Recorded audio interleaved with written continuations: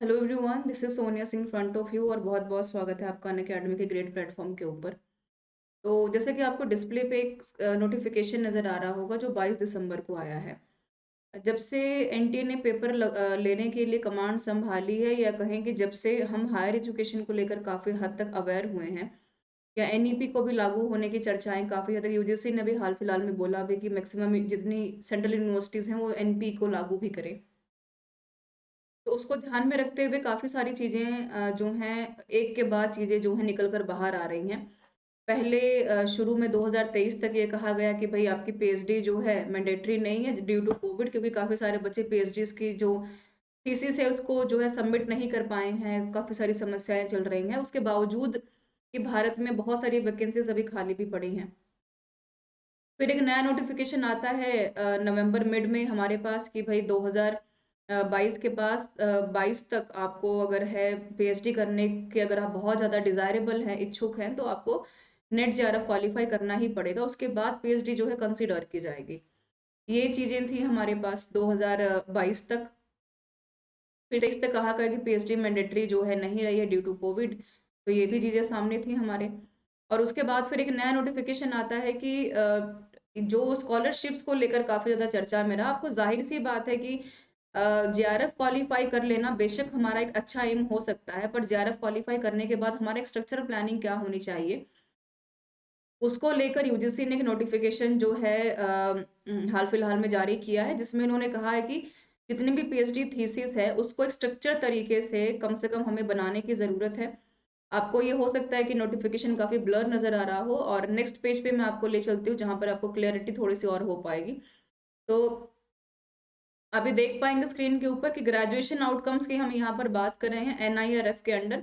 जितनी हमारी ranking universities आती हैं, एक तो सबको समय पर पीएचडी की थीसिस जो है सबमिट करने के लिए बोला गया है, नंबर 1।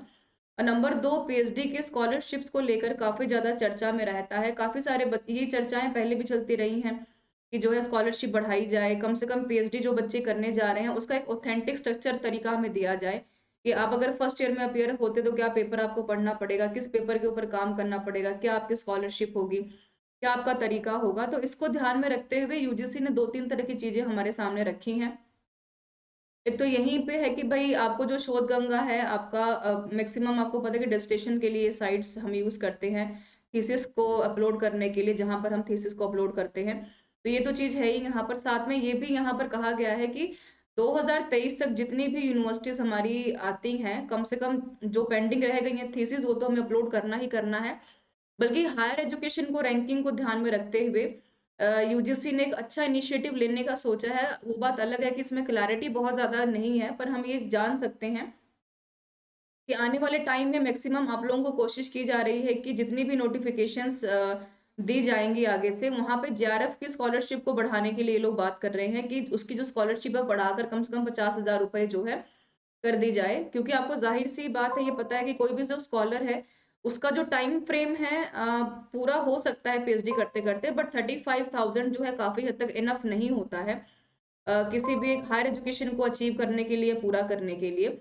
तो इसको ध्यान में रखते हुए ये काफ़ी हद तक स्टूडेंट्स में भी और चर्चाएँ हैं, ट्विटर पे काफ़ी हद तक ये नोटिफ़िकेशन अभी भी ट्रेंड कर रहा है, जहाँ पर स्कॉलरशिप्स को बढ़ाने की बात की जा रही है। तो आप ये भी इंश्योर करके चलें कि अगर आपकी स्कॉलरशिप बढ़ा भी द जाती है, जैसे कि यहाँ पे लिखा भी हुआ है, आप देख भी पा रहे होंगे, विल टेक फ्रॉम कम से कम इंटर रैंकिंग की जो हम बात कर रहे हैं, पीएचडी स्टूडेंट्स को लेकर ग्रेजुएशंस के बाद की, तो इन यहाँ पर हम ये भी ध्यान में रख सकते हैं कि जितनी भी अगर बाय द वे ये स्कॉलरशिप बढ़ा भी जाती है, तो पीएचडी जो आपकी पूरी होने वाली है या होगी, उसको एक स्ट्रिक्ट तरीके से यूजीसी इसको इम्प्लीमेंट करेगी। आपकी भी जवाबदेही उतनी ही बनेगी जितनी कि आप यहाँ पर स्कॉलरशिप्स को लेने की जवाबदेही सामने रखते हैं सरकार के। तो यहाँ पर काफ़ी स्ट्रिक्ट तरीके से लॉ और रेगुलेशंस फॉलो किए जा रहे हैं, तो इसको ध्यान में रखते हुए 2 चीज़ें हमें ध्यान में रखनी है कि 2013 तक आपको सारी की सारी जो है पीएचडी की थीसिस अपलोड करनी है, नंबर 1।